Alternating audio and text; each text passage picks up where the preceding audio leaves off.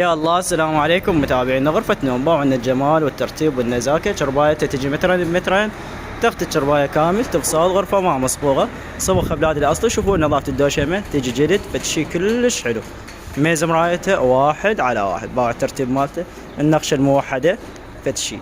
هذا الكومود الأول. الكومود الثاني نفس الديزاين، نفس الترتيب، نفس النزاكة. كنتور هيجي 6 باب 3 متر، يداته كاملات ما بيهن أي نقص إن شاء الله. توصيل جميع المحافظات.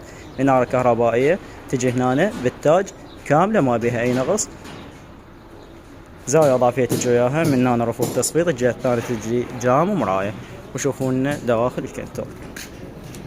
هاي من هنا تجي رفوف تصفيط، طبعا قاصات إضافية تجي وياها. وهاي تعليق مال الملابس. شوفوا لنا الدواخل فتشي كلش حلو.